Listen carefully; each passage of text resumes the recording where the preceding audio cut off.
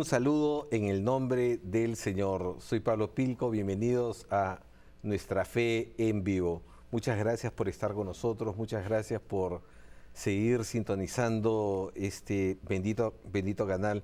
Y bueno, como siempre sucede, cada vez que aparezco yo, la pregunta es, ¿dónde está Pepe? Ustedes saben, la esposa de Pepe falleció hace un poco más de 6-7 semanas y ha sido una experiencia muy dura.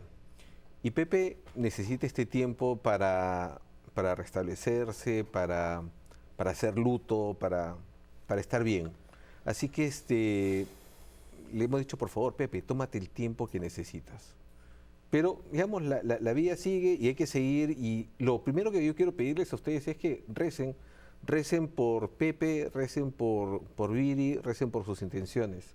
Y ya que estamos hablando de oración, ya habrán visto en la toma general que tenemos a nuestro invitado, que es un sacerdote, un joven sacerdote. Todavía no voy a revelar su nombre, aunque de repente muchos de ustedes ya lo conocen. Pero por favor, padre, si podría comenzar este programa con una oración. Con mucho gusto. Vamos a ponernos en presencia de Dios, en el nombre del Padre, del Hijo y del Espíritu Santo. Amén. Señor Jesús, te damos gracias por este espacio que hoy nos estás permitiendo. Te damos gracias por todas las personas que se benefician a través de este programa. Te pedimos, Señor, que nosotros podamos ser instrumentos de tu paz, de tu luz, de tu misericordia. Te pedimos, Señor, que tus palabras sean nuestras palabras, que tu mirada sea nuestra mirada, que tus pasos sean nuestros pasos. Ayúdanos, Señor, a llevarte a donde sea que vayamos, a ahogar el mal a fuerza del bien. Amén. Amén. Muy bien, Padre Sam. Hoy sí. Muchas gracias por estar aquí con nosotros. Ha sido un largo camino para que usted pueda estar aquí con nosotros y esperamos y ansiamos que usted esté aquí. Sí. No, yo estoy muy contento y agradecido realmente. Es una bonita casualidad que cuando yo recibo la invitación a este programa fue exactamente el día en que cumplía un año de ser sacerdote. El 16 de enero del 2016 cumplí apenas un año de ser sacerdote. Y ese día recibo la invitación, me cayó el correo, estaba de hecho con unos amigos y fue una grata sorpresa. Y dije, claro que por supuesto, que desde luego que sí. Estoy muy emocionado y agradecido de estar acá con ustedes. Gracias, padre. Mire, nosotros somos supremamente curiosos. Ajá. Y la idea del programa es tratar de, en principio, entender un poco quién es la persona que está junto con nosotros. Claro. Y luego después contar un poco sobre su proyección apostólica. Pero en esa línea de querer entender quién está con nosotros, porque nosotros creemos que la fe no viene del no somos marcianos, ¿no? En efecto. O sea, la fe se va haciendo, la vamos adquiriendo, vamos haciendo crecer este don que Dios nos da. Y queríamos saber un poco sobre usted.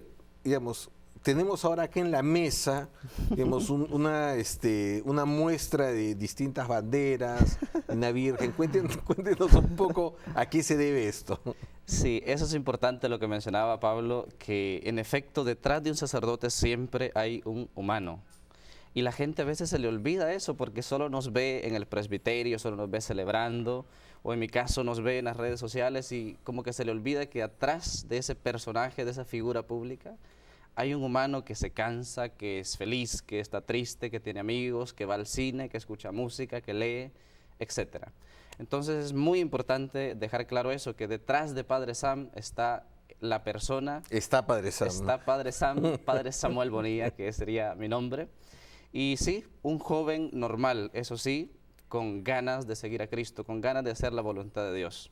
Y como las banderas acá precisamente lo muestran un poco, es un poco complicado porque yo he estado en muchos países, por gracia de Dios, pero soy 200% salvadoreño. 200, no 100, 200%. 200% salvadoreño. ¿Esa Sí. es una expresión salvadoreña?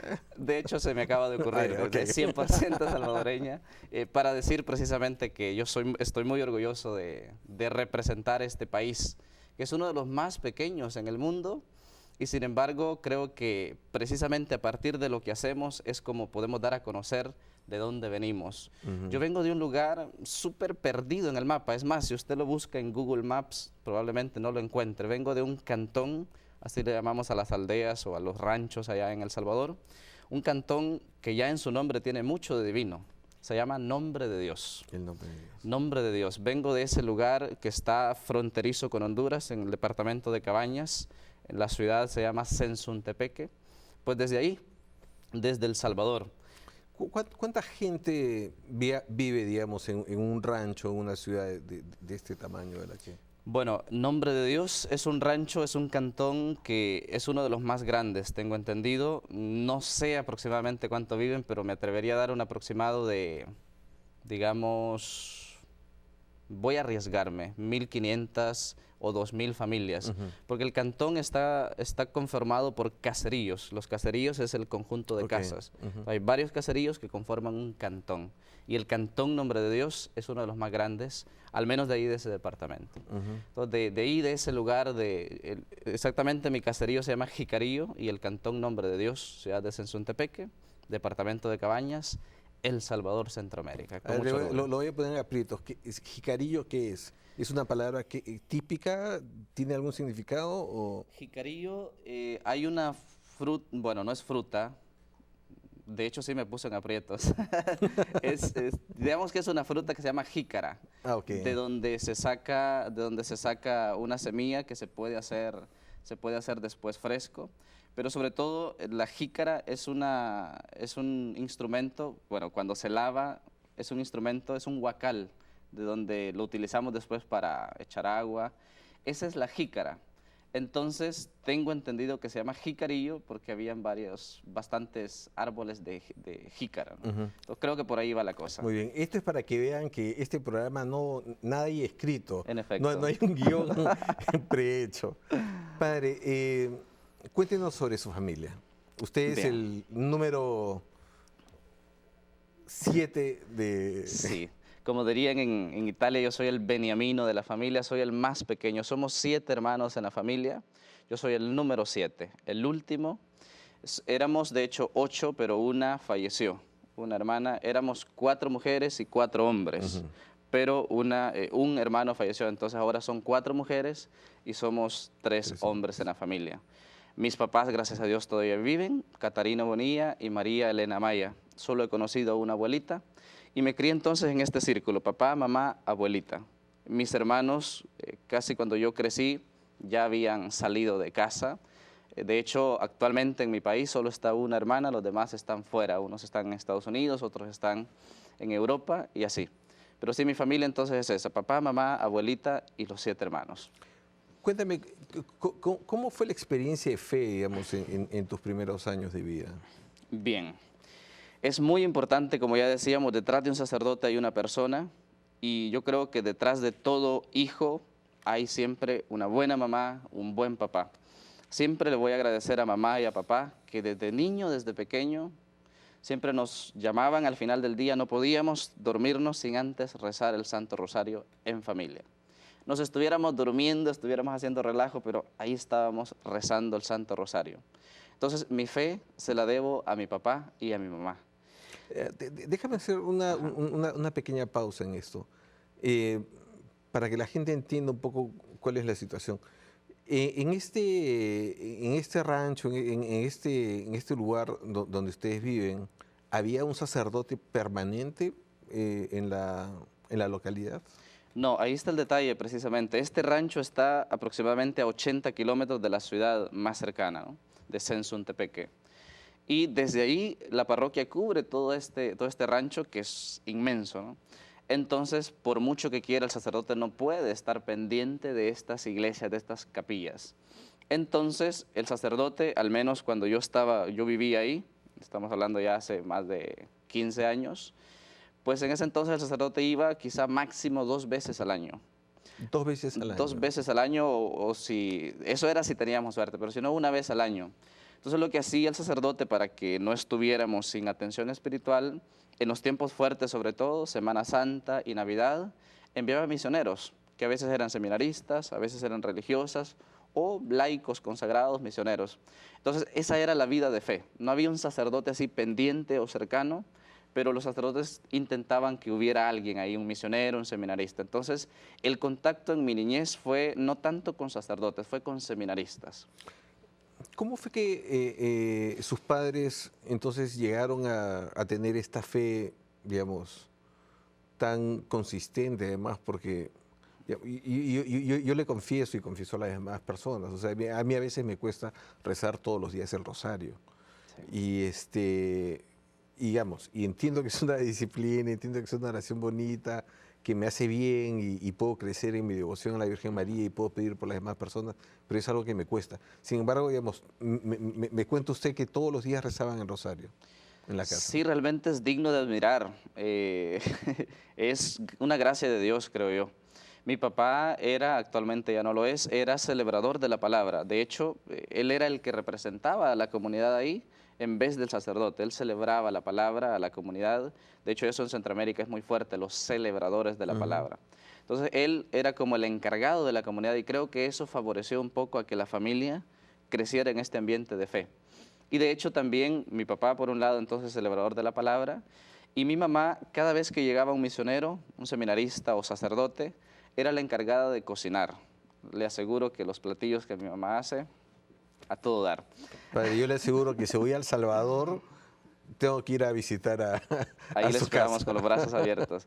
Entonces, mi mamá estuvo también cerca de la iglesia en ese sentido. Cada vez que llegaba el sacerdote, ella fue, actualmente ya no lo es por la edad, la eterna cocinera. Siempre cerca de la iglesia. Creo que esos dos aspectos, celebrador de la palabra y cocinera del sacerdote de misioneros, favoreció a que ellos estuvieran un poco, eso era lo más cercano que podíamos pedir a la fe en ese contexto. Y pues, insisto, una gracia de Dios. De hecho, la gente así, a veces que no tiene estudios, mi papá no tiene ningún título ni nada, ni mi mamá mucho menos. Y precisamente ahí es donde Dios se vale, de la gente sencilla, de la gente humilde, pero es ahí donde viene una fe quizá más genuina, más bonita, así de entrega, de disciplina. Padre, ¿y en qué momento surge tu vocación o comienzas a tener luces tú de que pues es posible que estés llamado al sacerdocio? Yo creo que Dios como que le va dando a uno pinceladas. Yo tuve, ya vamos a llegar a ese espacio, creo yo, estuve estudiando en Roma y allá me pidieron que hiciera una breve biografía de 2 páginas. Y el título que le puse a esa biografía, nunca la voy a olvidar, fue De salto en salto se aprende a volar. Porque recuerdo que cuando dije, bueno, ¿y yo cómo voy a escribir esto? Y me vino a la mente esa realidad en la que viví, que veía los pájaros, los animalitos, y veía cómo los pájaros, papá, cuando tienen que enseñarle a un hijo, a Polluelo, un ajá. pichón, a un polluelo, a volar, lo hacen poquito a poco, lo van empujando. Y así me veo yo, como un pequeño pájaro que Dios lo ha ido entrenando para volar. De salto en salto, creo yo que me está enseñando a volar. Entonces hay como distintos momentos. Me gustaría mencionar 3. En concreto, la primera vez creo yo que se me ocurrió o dije en esta línea del sacerdocio fue en este contexto. Yo veía a los seminaristas que llegaban y siempre me gustaba que ellos estaban con la guitarra, estaban visitando los hogares, estaban siempre en esa actividad y dije, qué bonita esta vida, ¿no? Qué alegres se ven, qué dinámicos. Entonces la primera vez que yo dije algo referente a la vocación fue en ese contexto. Y me cuenta mamá que yo dije, mamá, yo quiero ser seminarista. Yo no quería ser sacerdote, yo quería ser... ¿Qué edad tenías en ese momento? Estamos hablando de 5 años, 5, 6 años de edad. Al ver la jovialidad de los seminaristas, a mí me llama la atención y digo, yo quiero ser seminarista. Esa fue como la primera llamada de atención de Dios, el primer salto. Yo quiero ser seminarista. El segundo momento, la segunda excusa que Dios utilizó, les va a dar risa, pero ni modo hay que contarlo. Antes me daba un poquito de pena, pero dije yo, ese es el padre Samuel, paciencia. Recuerdo, como ya les decía, mi mamá era la que les cocinaba a los sacerdotes. Y entonces yo viví en ese contexto. Cada vez que llegaba el sacerdote, mi mamá me llevaba, no a cocinar, pero sí a acompañarle. Entonces yo me crecí viendo cómo atendían a los sacerdotes. Y me llamaba la atención que al sacerdote lo atendían muy bien y le daban pollo. Entonces cuenta mi mamá, insisto, a veces hasta me pongo nervioso a recordarlo, me dice mamá que yo le dije, en ese entonces estamos hablando 6, 7 años, mamá, yo quiero ser sacerdote para comer pollo. Buenísimo. Entonces creo que Dios se valió de la gastronomía para llamar incluso la atención. Estamos hablando de cosas de niños, ¿no? Primero, Claro. los seminaristas. Segundo, el tema de la comida. Yo quería destacar un elemento en esto que cuentas, la importancia de ese testimonio alegre, auténtico de estos seminaristas que le permiten a usted decir, quiero ser eso que estoy viendo, quiero experimentar esa alegría, esa transparencia que estoy viendo en estas personas. Eso es muy importante. Recuerdo una frase de San Francisco. De hecho, es mi patrono también porque mi primer nombre es Francisco, Francisco Samuel Bonilla Amaya. Pues dice San Francisco, predica en todo momento y de ser necesario, utiliza las palabras. Mire, la gente va a olvidar lo que uno dice, pero lo que uno hace, eso queda impregnado para siempre. Por lo tanto, la mejor manera de dar testimonio es con nuestra jovialidad, con nuestros chistes, con nuestro humor. Esas cosas la gente nunca las olvida. Que las buenas homilías, que las buenas reflexiones, esos pues pasan, ni modo, pasa la emoción, pero el testimonio es muy importante. Entonces, yo creo que eso fue lo que hicieron estos seminaristas, esa entrega, ese servicio, esa alegría, esa espontaneidad, eso fue lo que a mí me llamó la atención. Y creo que un poco he intentado seguirles ese ejemplo. Padre, sigamos con el transcurso de la historia. Digamos, tú vas al colegio, ahí en el pueblo, en este rancho donde estás, En nombre de Dios. pero llega un momento dado en que tienes que ya, para seguir tus estudios, salir a otro lado. Sí, en efecto, yo hice 9 años de estudio ahí en mi rancho, los últimos 3 de la secundaria. Yo tuve que caminar 12 kilómetros diarios para poder estudiar. De 7º a 9º grado estaba muy distante la escuela se llama Piedras Blancas, pero con todo ese esfuerzo logramos salir adelante. Y la mayoría de los jóvenes llega hasta secundaria, no hay más estudios ahí. De hecho, lo que hacen algunos jóvenes... O sea que tú tenías que salir, que 6 de la mañana, 5:30 de la mañana, estudiaba en la correr. tarde. Estudiaba en la tarde y recuerdo que mi papá no me dejaba ir a la escuela si no terminaba mi tarea en el campo, en el trabajo. Mi papá es agricultor y ganadero, entonces si yo no terminaba la tarea a las 11 no tenía derecho a ir a la escuela. ¿Cuál era tu tarea? Dependiendo del momento, sembrábamos maíz, frijol. En la mañana era ordeñar vacas, es algo muy interesante. O sea que tenías que levantarte, ¿qué? A las 4 de la mañana, 5. Bueno, digamos 5:30, 5:15, 5:30. Para empezar, la primera actividad era ordeñar vacas. Después, dependiendo del momento, era cultivar, ir a deshiervar el maíz o el maicillo, frijol, dependiendo de lo que sea. Pues teníamos una tarea durante la mañana. Si no la terminábamos, no había derecho de escuela. Y así nos creamos estos jóvenes. Siempre digo yo, al que le cuesta más el estudio, después lo valora, porque sabe lo que ha costado. O sea, yo valoro primero el hecho de haber logrado estudiar, porque no todos los jóvenes logran estudiar. Una cosa bien curiosa, quizás un poco regresando en la historia, yo cuando tenía quizás menos de 5 años, la primera escuela que hubo en mi caserío de ese cantón, la primera escuela fue en mi casa, porque no había ahí. Y mi papá, que es muy amigable, de hecho, hace amigos aquí y por allá. Y mi papá entonces hizo gestiones para que pusieran una escuela ahí en el lugar. Y le dijeron, bueno, si usted nos consigue un lugar, una casa, en donde hospedar a las profesoras que lleguen, porque no pueden estar viajando, está muy lejos, claro, nosotros le damos el plan de estudio. Entonces la primera escuela fue en mi casa. Entonces yo, antes de los 5 años, yo era así muy curioso, muy metido, decimos en El Salvador, y estaba ahí, queriendo estudiar sin tener la edad. Pues me dicen que precisamente por esa insistencia, una de las profesoras me dio un cuaderno para que yo hiciera rayas. ¿Y cuál fue su sorpresa? Que en medio año aprendí a leer y a escribir en el primer año, y desde entonces no fallé. Estudié 5 años en mi casa, después ya logramos construir una escuela, mi papá dio un terreno ahí en el lugar, en el Jicarillo, y después entonces el 6º año lo hice ya en la escuela de ahí del caserío. Después fue que me fui a Piedras Blancas. Pero entonces, ya regresando nuevamente a la historia, Ya cuando termino la secundaria, yo ya no tenía posibilidad de estudios, a menos que me trasladara hasta la ciudad, Sensuntepeque, para estudiar la preparatoria, para estudiar el bachillerato. Pero ahí no todos pueden, porque para irse hasta la ciudad tiene que haber una familia que lo hospede o tener recursos, lo cual en mi familia no era posible en ese momento, es de escasos recursos, ¿no? Pero mi papá también con ser tan amigable realmente, pues le pidió al sacerdote de ahí del pueblo, mire, le dijo, como era celebrador, mi hijo quiere estudiar y yo creo que puede estudiar, puede hacer grandes cosas, le pidió posada. Entonces yo viví en la parroquia de allí, en Suntepeque, Santa Bárbara. Ahí empecé como mi camino en este ámbito más cercano a la iglesia, viviendo en la parroquia y estudiando. Padre, en ese momento, digamos, usted ya tendría que unos 15 años más o menos, 16 Sí, años. estamos hablando, yo salí de casa 13 años y medio por ahí.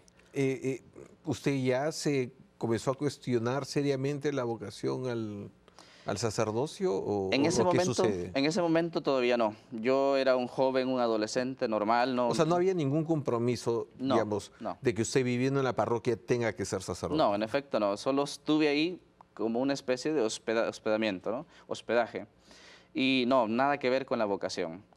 Fue hasta después de ese primer año, hice 3 años de prepa, después de ese primer año me trasladé a otra parroquia, a la capital, me llevó un primo que ahora es sacerdote, me llevó hasta Lourdes, Colón, ya más cerca de la capital. Ahí ya fue más centrado en el trabajo eclesial. Fui desde acólito, sacristán, cantante. No es que tenga una bonita voz, pero hice de todo. Pues estuve en liturgia, lector. Recuerdo que mi párroco me envió a evangelizar. Ahí en esta segunda parroquia conocí un poco más la fe y se me fue quitando el miedo. Siempre digo, Dios no llama a los preparados, va preparando a los que llama. Jamás a mí se me iba a ocurrir hablar enfrente de una cámara. De hecho, yo tenía una pena increíble. Me daba vergüenza hablar con la gente. Hasta en esta parroquia, estamos hablando de 14, 15 años de edad, empiezo yo a mezclarme con la gente y a quitárseme el miedo. Recuerdo que mi párroco, Reinaldo Sorto. Pero digamos, usted no es que haya en un momento dado estado alejado de la fe, digamos. Sí, siempre estuvo cerca de la fe, de algún modo. Toda mi niñez, adolescencia, estuve muy cerca de la fe. Hubo en un momento, creo que vamos a llegar a eso, tuve una crisis en el seminario, 2012, en donde sí me alejé un poco de la fe y del seminario. Me peleé, digamos, con la iglesia y con Dios y me alejé totalmente. Pero fue prácticamente un año. Eso fue una pausa durante el seminario. Ya faltándome 2 años para ser sacerdote, pasó algo ahí que me entristeció muchísimo y eso me hizo alejarme de la iglesia, cosa que ahora reflexiono, digo yo, es que el que se aleja, el que pierde es el que se aleja, la iglesia no pierde, es uno el que pierde los sacramentos, la gracia, la cercanía, pero entonces todo mi... Simplemente quería hacer una reflexión sobre eso justamente, porque yo creo que muchas veces todos nos peleamos con Dios, todos tenemos situaciones en las que a veces nos resulta incomprensible entender el dolor, el mal que puede haber en el mundo y se nos da una perreta, se nos da ganas de pelear con Dios. Y lo que usted dice es cierto, digamos, cuando se dan estas peleas, el que pierde es uno mismo. Dios nunca pierde. Dios nunca pierde. Es saludable pelearse con Dios, pero no como enemigo, sino como un amigo. Por ejemplo, Marta, cuando se le murió su hermano Lázaro, estaba muy enojada. Estaba seguramente decepcionada de que el amigo de la familia, Jesús, no había intervenido para salvar a Lázaro. Y va y le reclama, Señor, si hubieras estado aquí, esto no hubiera pasado. Ese reclamo es de amigos, ese reclamo es de cercanía. Entonces, ese reclamo no es dañino. Cuando uno le reclama a Dios, Señor, ¿por qué pasa esto? Me indigna esto que está pasando, no me gusta esto. Eso es de amigos. Pero que precisamente lo que nos sucede no nos aleje de Dios, sino como Marta, nos acerque a Dios. Porque cuando estamos cerca de Dios, es ahí cuando empezamos precisamente a entender mejor las cosas. En Marta está claro, ese encuentro con Jesús pasa de una indignación a una profesión de fe. Señor, tú eres el Mesías. Cerca de Dios empezamos a comprender muchas cosas. Así es. Volvamos a la historia, padre. Muy bien. Estamos en esta parroquia, Sí. ya más cerca de la capital. Usted ya está más vinculado, más en la cancha, digamos, de la evangelización. ¿Qué es lo que sucede? Pues ahí termino mi bachillerato, termino mi prepa, me gradué de contador, aunque nunca he contado, quizás chistes tal vez, pero no me salen del todo. O historias. Me gradué de contador y recuerdo que antes de que terminara ese último año, el tercer año de contabilidad, mi párroco, a quien le debo tanto, el padre Reinaldo Sorto Martínez, me dice, oye, tú aquí tienes las puertas abiertas en la parroquia. Si tú quieres continuar con tus estudios en la universidad, puedes seguir viviendo en la parroquia. Te has portado bien, no tengo ninguna queja, eres bienvenido acá. Yo, de hecho, te puedo ayudar. Es más, él me decía, tú puedes ayudarme en la contabilidad de la parroquia. Un gran reto realmente. Pero entonces él me dio la opción de la universidad y luego me dice, pero ya ves cómo funciona lo del sacerdocio. Me dice, si tú te animas a ser sacerdote, ya ves que no es cosa del otro mundo, pero es algo maravilloso, algo bonito. De él aprendí precisamente a ser humano y a ser cercano con la gente. Yo veía cuánta gente quería hablar con él. Y en un momento me cuestioné, ¿cuál es la diferencia en que hablen con él, a que hablen con el sacristán, a que hablen con la secretaria? Y allí caí en cuenta, es que es elegido de Dios. Entonces la gente se acerca porque es alguien ungido, un sacerdote. Y ahí me entró precisamente esta convicción, que fuerte es ser llamado de Dios. Porque uno está dando palabras de Dios, de parte de Dios. Eso significa profeta, de hecho, en hebreo, el que habla en nombre de Dios. Y ahí dije, al ver esta necesidad, cuánta gente le buscaba y no podían hablar con mi párroco, y dije, bueno, ¿y yo por qué no? ¿Por qué yo no podría ser sacerdote también? Padre, déjeme hacerle una pregunta de estas media indiscretas. Santa Bárbara. ¿Y usted tenía, durante todo este tiempo, tuvo alguna enamorada, alguna muchachita con la que andaba? ¿Tenía algo serio por ahí? Esto está fuera del programa, ¿no, verdad? No, estamos en vivo. Yo creo que hubo más de una enamorada. Sí, hubo, antes de que yo entrara al seminario... No tiene que decir los nombres, padre. No hay ¿verdad problema. que no conviene? Sí, no vaya a ser que después le vayan a hacer bullying. Antes de entrar al seminario sí hubo, creo que 2, pero nada formal, nada serio. Donde sí tuve una relación un poco más formal fue en ese momento en que yo me salgo del seminario, porque yo dije, yo de Dios y del sacerdocio mucho menos no quiero saber nada. Y de hecho empecé una relación de noviazgo. Y yo siempre lo digo, y mis mejores amigos, los más cercanos, conocen toda esta historia. Esa relación a mí me pegó muchísimo, porque fue muy fuerte, fue muy fuerte. Ahí sí pudiera decir, me enamoré completamente. Y sin embargo, desde ahí, Dios me vuelve a llamar. Yo creo que esa pausa fue como para purificar mis sentimientos, purificar mis intenciones, porque yo iba como así derechito. Siempre había salido de casa, fe, iglesia, iglesia, iglesia, iglesia, iglesia. No había tenido un noviazgo así formal o serio, digamos. Entonces, esa crisis en el 2012 fue como, hey, vas a ser sacerdote, tienes que saber que esto es grande. Y entonces esa experiencia, ahí tuve esta experiencia de noviazgo que me impactó muchísimo. Ahí yo entendí qué implica decirle no a una mujer, qué implica decirle no a un noviazgo. Muy bien, padre. Esto va a quedar tipo telenovela. Oh my God. Nos toca irnos al corte comercial en este momento. Y cuando regresemos, me gustaría que nos cuente cómo es este proceso de desenamorarse, enamorarse y volver a desenamorarse y enamorarse nuevamente. Sí, así que claro, estamos aquí con el padre Samuel Bonilla de El Salvador, que está compartiendo con nosotros su testimonio. Así que siga con nosotros aquí en Nuestra Fe en Vivo. Gracias.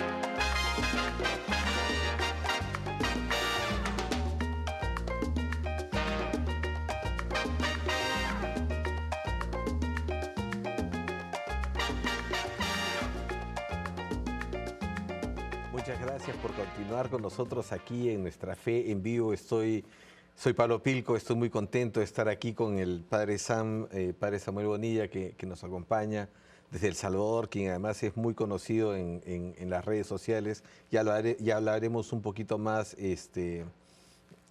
sobre eso. Además, digamos, como un dato anecdótico aquí, nuestra productora me comenta que el Padre Sam es el sacerdote más joven que hemos tenido aquí en Nuestra Fe en Vivo.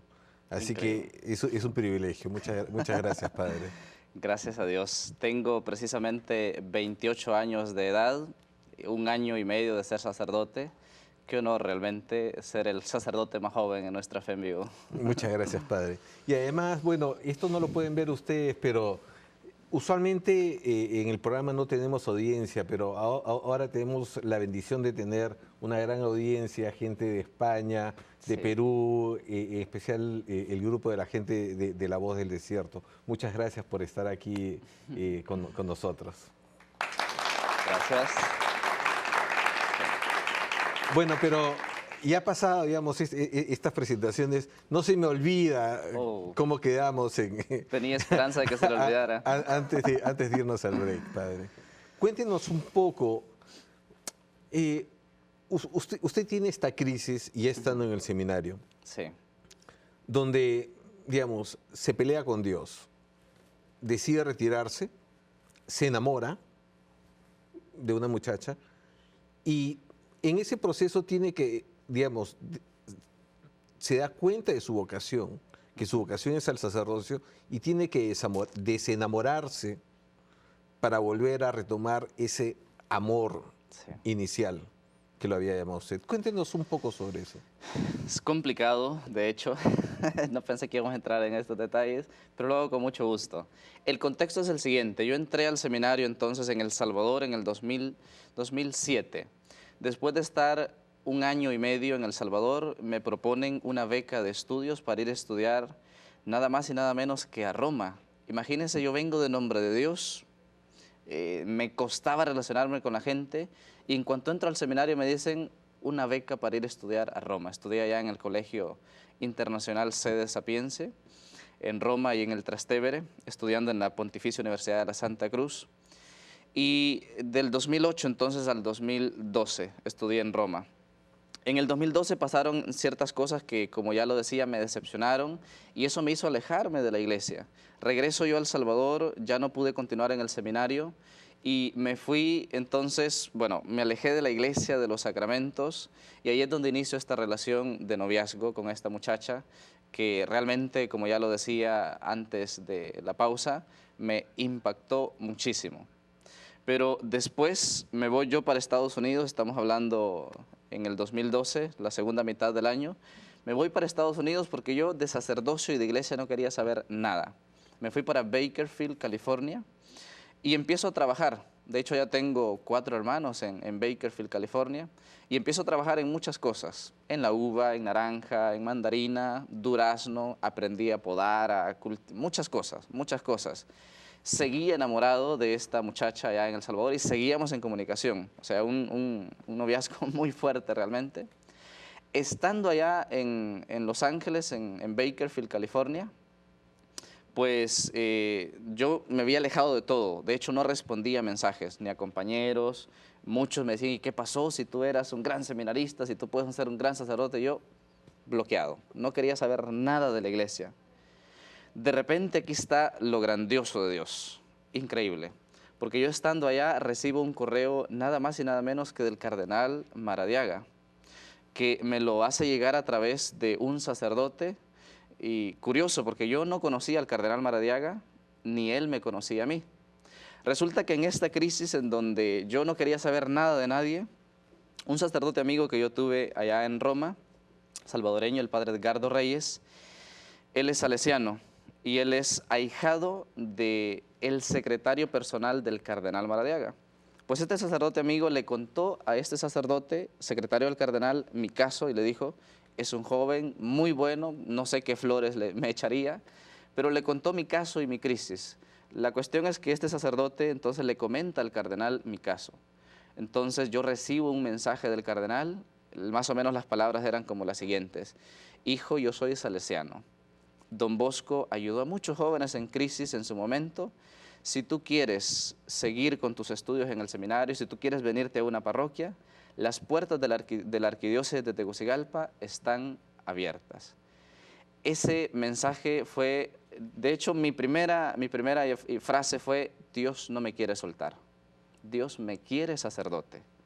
Entonces yo digo, esto es de Dios. Yo estaba totalmente bloqueado y ahí... Pero qué gesto tan, tan Sí. bello, ¿no? Porque, digamos, digamos, parece una cosa trivial, pero yo estoy casi seguro que eso fue lo que derrumbó las barreras Sí.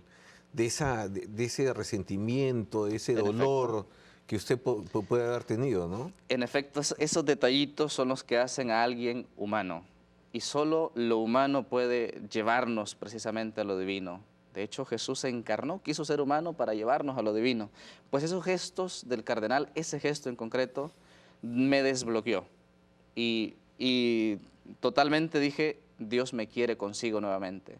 Empiezo los trámites y ahí fue en donde entra, donde entra la segunda bandera, Honduras. Ahí es que yo empiezo todos los trámites, entonces digo yo voy a regresar al seminario. Yo voy a continuar con mis estudios y entonces regreso de California, ya no a El Salvador. Bueno, sí, lógicamente estuve en El Salvador y ahí empieza el proceso de desenamoramiento. Me doy cuenta que si voy a ir al seminario no puedo continuar con una relación y tengo que cortar. Recuerdo que es bien curioso, corté ese noviazgo en el mismo lugar en donde lo inicié. En un parque de ahí de Sensontepeque inicié ese noviazgo. Ahí mismo corté. Yo siempre fui claro con ella y le digo, estoy en esta crisis cuando inicié. Fuimos muy cercanos y muy sinceros en ese aspecto. Pues cuando yo me doy cuenta que tengo que regresar al seminario, regreso a Estados Unidos, le digo, tenemos que hablar. Y fue, yo creo que, no sé si fue prudente hacerlo en el mismo lugar porque un bonito recuerdo quizás fue, fue quitado por un mal recuerdo. No lo sé. La cuestión es que en ese lugar yo le digo, lastimosamente ya no puedo continuar con esta relación de noviazgo porque voy a continuar en el seminario. Y así es que en el 2013 yo me voy para Honduras. Hago todos los trámites y llego al Seminario Mayor Nuestra Señora de Suyapa, allá en la capital, en Tegucigalpa, a continuar con mis estudios. Y el desenamorarse de una mujer no es fácil, es un proceso. Yo empecé con el seminario, de hecho al cardenal yo le conté, mi obispo, o sea, yo le conté todos estos detalles. Yo he pasado por esto, estoy resentido con la iglesia, estoy resentido con esta persona, me he enamorado. Y él es psicólogo clínico, de hecho, entre otras grandes virtudes. Toca el claxofón, por ejemplo, es piloto, estoy muy orgulloso de él. Entonces, él me ayuda también en ese proceso de sanación interior, con su cercanía. De hecho, yo no conocía a nadie en Honduras. Cuando yo llego al seminario no conocía ni al rector, ni a ningún sacerdote, ni a ningún compañero. Todo fue autopresentarme. Yo soy Samuel Bonilla, vengo recomendado por el cardenal. Una gran responsabilidad. Entonces, es el mismo cardenal el que me ayuda en este proceso, para ir sanando. Pero siempre digo, con su lado humano, no con el autoritarismo, no con las reglas, no con el pecado, no, con su lado humano. Creo yo que un sacerdote hace mucho bien cuando se muestra tal cual, cuando la gente le conoce ese lado humano. Desde ahí se puede hacer muchísimo. Yo me siento en una tremenda deuda con mi obispo, el cardenal Maradiaga, primero por llamarme, por darme la oportunidad, luego por acompañarme en este proceso. Y pues soy sacerdote de la arquidiócesis de Tegucigalpa, en Honduras. Algo así este proceso. Qué cosa tan bonita, ¿no? Porque además hay una enseñanza que nosotros podemos sacar de todo esto, ¿no? Y es que nosotros no somos carteles como los que hay en la carretera. Porque el cartel en la carretera te dice, de acá faltan 50 millas o 50 kilómetros para llegar a la ciudad tal. Sí. Pero el cartel se queda.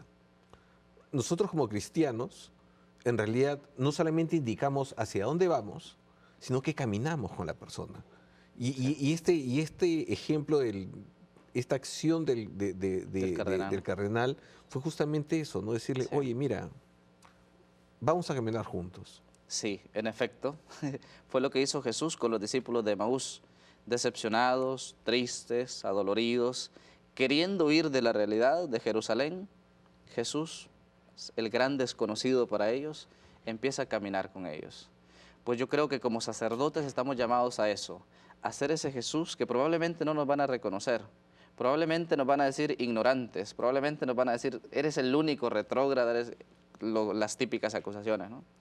Pero es en esa compañía, aunque el otro no la agradezca, aunque el otro crea que no la necesita, es eso lo que hace la diferencia. El sacerdote está llamado a caminar con las personas, a ser otro Cristo en esas tristezas que cada discípulo, que cada persona va enfrentando.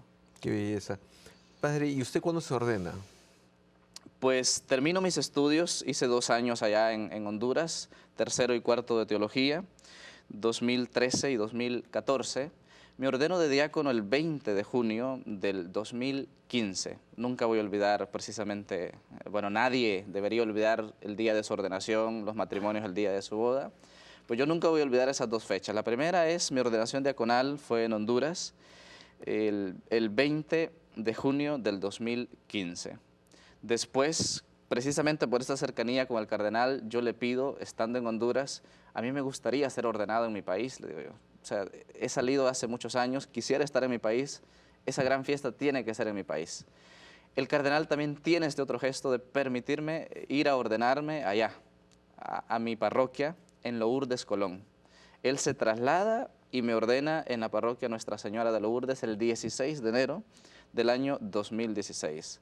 Fue una gran fiesta, habían más de 3.000 personas, sin contar mujeres y niños, dice el Evangelio. Eran muchas personas, lo digo porque mandamos a hacer comida para 3.000 personas y no alcanzó. Vinieron de Honduras. ¿No puedo multiplicar la comida, padre? No tenemos ese poder. Todavía. Vino, por ejemplo, el padre Charlie de Colombia, vinieron algunos amigos de Roma, de Estados Unidos.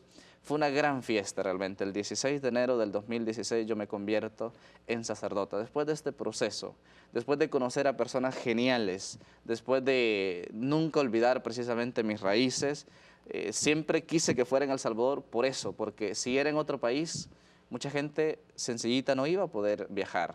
Entonces quise que fuera en mi país para que mi gente cercana, la de allá de mi cantón, Nombre de Dios, estuviera presente. Y eso para mí fue mi mayor satisfacción. Qué belleza, muchas gracias, padre. Mire, nos queda muy poco tiempo, unos 13 minutos para que acabe el programa. El tiempo vuela. Sí. Quisiera que comparta con nosotros este otro apostolado que está haciendo ahora usted en el ciberespacio. Padre Sam es un apostolado en las redes sociales y ahora estamos presentes precisamente ya en varias redes, en 5 si no mal recuerdo, Facebook, Twitter, Instagram, YouTube y lo último fue la página web. Se trata de... Un segundo, padre, porque tenemos en pantalla que está apareciendo su información, el contacto del padre Sam en Facebook es Padre Sam, tiene una página web que es www.padresam.com. En Twitter lo pueden encontrar en padre_sam y en Instagram samu_bonilla. Además vemos que el padre tiene un dibujito que lo representa muy bien. Algunos le llaman el frijolito. El frijolito, muy bien. Sí, Cuéntenos, síganos contando sobre este apostolado. Bien, pues es curioso cómo inicia este apostolado porque yo nunca pensé que fuera a tener tanta audiencia. La página más fuerte es en Facebook y le sigue el canal en YouTube, Padre Sam, en donde están ordenadas las reflexiones del Evangelio todos los días. Pues yo nunca pensé que fuera tan grande, por eso inició un poco así de repente. Unos jóvenes que me habían visto vía Twitter, tuitear, me dicen, padre, usted puede funcionar con reflexiones cortas del Evangelio. Ellos creyeron en mí antes que yo creyera en mí mismo. Pues recuerdo que, de hecho, yo no creé la página, ellos me la crearon. De repente veo que hay una página en Facebook. ¿Y estos jóvenes de dónde eran? De Ecuador. De Ecuador. De Ecuador. Que ya, o sea, se contacta con usted vía Twitter. Vía Twitter. Ya después vía WhatsApp y todo, ya entramos en comunicación. Pues ellos creyeron en mí, como le explicaba, y crearon esta página. Y yo dije, bueno, ya está. Y bromeando les digo, cuando esa página tenga 1,000 seguidores voy a grabar mi primera reflexión. Pensando, estábamos en abril del año 2016, 3 meses de ser sacerdote, pensando, tipo noviembre, diciembre, va a llegar a los 1,000 seguidores. Pues no, al día siguiente, esa página ya tenía más de 1,000 seguidores y tenía que cumplir mi promesa.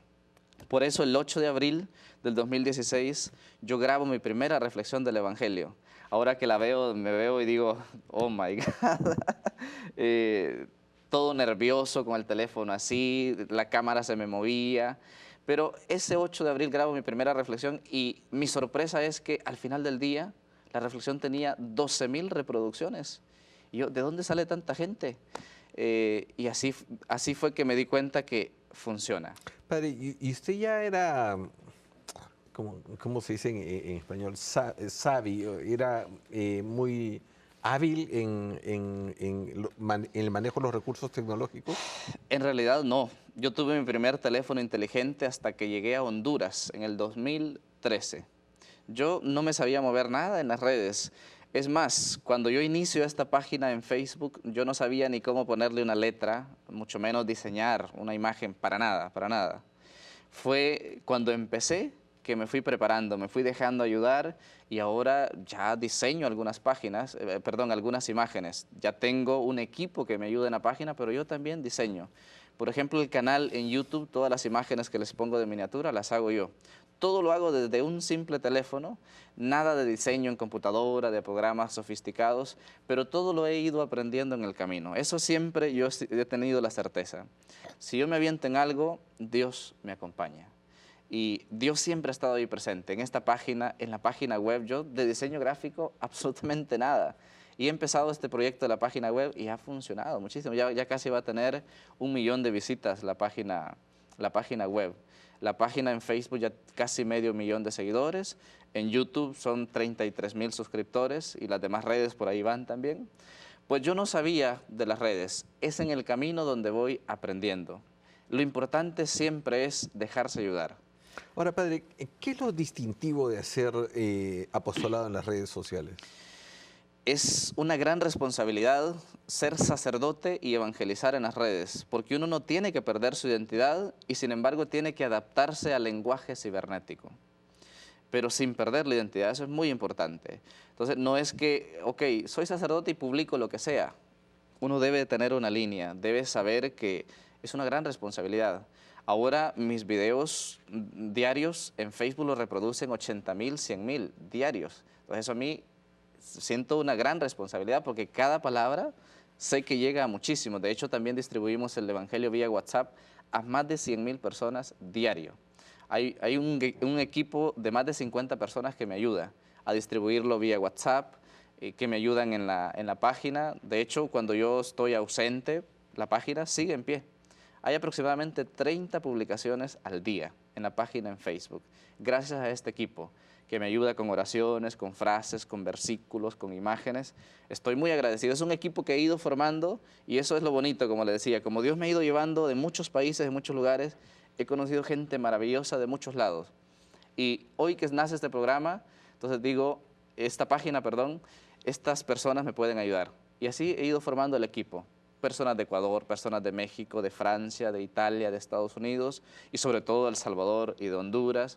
Y así está este gran equipo, Padre Sam, que lleva adelante toda esta evangelización en las redes. Ahora, hay una cosa que, digamos, a mí me parece muy interesante en todo esto, es que, digamos, a diferencia, por ejemplo, de la gente que está viendo televisión en este momento, nos está viendo, a veces hay gente que, digamos, tenemos seguidores que son muy constantes. Sí. Pero hay gente que a veces simplemente está zapeando, está surfeando, digamos, los canales y cae por ahí. En cambio, en los medios sociales, digamos, uno tiene que ser intencional para poder recibir, digamos, yo tengo que suscribirme para poder recibir determinada página, determinados contenidos. Y eso también es interesante porque, digamos, si usted, digamos, tiene 50,000 personas, sabe que está llegando a esas 50,000 personas. O sea, digamos, hay gente concreta detrás de eso. Digamos, no son números simplemente. Sí, en efecto. Es curioso cómo ha ido avanzando un poco la visión que tenía. Yo inicié en Honduras. Estaba allá en Tegucigalpa cuando inicio este apostolado. Y cuando yo inicié dije, voy a grabar mis reflexiones para la parroquia. Pero luego me doy cuenta que no. Cuando uno está en la red, no se puede circunscribir a un espacio. Más grande. Entonces después la visión dije, bueno, a todo Honduras. Pero ¿cuál fue mi sorpresa? Que empiezan a llegar saludos de Perú, saludos de Colombia, saludos de México, de Estados Unidos, en China incluso. He De recibido muy veras. bonitos testimonios de muchas partes del mundo. Lee mandarín, padre. No, ya quisiera, pero no. He recibido muy bonitos testimonios de distintas partes del mundo y así fui ampliando la visión. Después entonces digo, ok, para todos los de habla hispana. Incluso después di otro paso. Dije, no, pues no solo para católicos, hay que pensar en protestantes. Eso es algo particular de la página Padre Sam. Hay muchísimos hermanos que no son católicos y siguen la página. Últimamente les pedí en un video, en un Facebook Live, que si no habían calificado la página, activé la opción de opinar y llegaron muchas opiniones de hermanos de otra religión, cosa que a mí me agrada muchísimo porque estamos haciendo, gracias a Dios, las cosas bien, porque estamos llevando a Dios sin perder nuestra identidad. Ahí hay reflexiones de la Eucaristía, de la Virgen María, y sin embargo a la gente le gusta el contenido. He recibido muy buenos testimonios, solo le comparto uno, por ejemplo. Me dice una muchacha venezolana que está en China: padre, yo estoy en China y no sé mandarín. Y no puedo vivir mi fe, no entiendo acá el lenguaje. Si no fueran por sus reflexiones, yo habría perdido mi fe. Yo me quedo, wow. Qué belleza. Otro sacerdote, este es un poco al revés. Es filipino, si no mal recuerdo, y está en Estados Unidos. Y me dice, aquí me cuesta porque estoy en un apostolado con gente hispana y no entiendo, no sé cómo predicarles. Si usted no hiciera estas reflexiones, yo sería un desastre. Qué belleza. Y bueno, hablando de esto, quisiera por favor que nos pongan nuevamente en pantalla la información del Padre Sam para que Sí. la gente pueda acceder a sus redes sociales, porque ya queda muy poco tiempo para el programa. Una vez más, Facebook, Padre Sam. ¿Y YouTube? Facebook y YouTube, Padre Sí. Sam, es cierto. La página web es www.padresam.com. Twitter, padre guión hacia abajo, Sam, y luego en Instagram, Samu guión hacia abajo, Bonilla. Yo he tenido la oportunidad, padre, de ver alguno de sus, entrar a su página, ver algunos de sus videos. Y de hecho, bueno, de ahí fue que saqué alguna de las preguntas, pues que le puede ser a otra, ahora, ¿no? Y de hecho hay una pregunta que le hicieron a usted y que quiero volver a hacérsela. Una de las preguntas que le hacen es, en el video de aquí, 10 cosas que no sabe sobre el Padre Sam. El padre hace una colección de las, Sí. de las preguntas, y una de las preguntas es, padre, ¿por qué tiene los dientes tan blancos? Espero que me esté viendo Colgate para que... de hecho, hice una publicación en Facebook diciendo qué preguntas le gustaría que respondan y llegaron infinidad de preguntas. Entonces lo que hice fue seleccionar 10 preguntas y puse esa pregunta chistosa: ¿por qué tiene los dientes tan blancos? Y recuerdo que respondí ahí en ese video, lo pueden encontrar en el canal de YouTube. Es más fácil en YouTube, ahí están todos los videos, más de 500 videos. Pues recuerdo que les dije simplemente cepillarse 3 veces al día y ir al odontólogo al menos cada 6 meses. Lo importante es cuidarse. Yo creo que al igual que los dientes, así también debe ser nuestra alma. Con la frecuencia en que nosotros precisamente cuidamos nuestra higiene bucal, así también se va a reflejar. Pero también nuestra higiene espiritual, pudiéramos decir. ¿Qué tal si no nos confesamos? ¿Qué tal si no vamos a la Eucaristía? Eso se va enmugreciendo con el pecado, ¿no? De eso se trata, que la constancia en algo es lo que hace la diferencia en la fe. Padre, la verdad que estoy muy agradecido por su testimonio, por su apertura, por haber respondido a mis preguntas indiscretas. Y muchas gracias por ser testimonio, por estar en las redes sociales, dando este testimonio, dando esta presencia que es tan importante y necesaria, Sí. de la iglesia. Y bueno, ya nos queda muy poco tiempo. Quisiera pedirle, por favor, si pudiera hacer una oración muy brevísima. Muy bien, claro que sí. Señor Jesús, te damos gracias por habernos permitido estar acá en este programa, por habernos permitido ser instrumentos de tu palabra y de tu paz. Señor, que seamos otros Cristos para los demás, que llevemos consuelo, que llevemos paz con nuestras palabras y sobre todo con nuestras obras. Amén. Amén. Padre, muchísimas gracias. Gracias a ustedes por haber estado con nosotros aquí en Nuestra Fe en Vivo. Una vez más, por favor, les pido, no dejen de rezar por nosotros, por este apostolado. Recen de manera especial por Madre Angélica y no se olviden, Dios nunca deja de mirarnos a nosotros. Nosotros no dejemos de mirarlo a Él. Que Dios los bendiga. Nos vemos. Padre, muchas gracias. Excelente.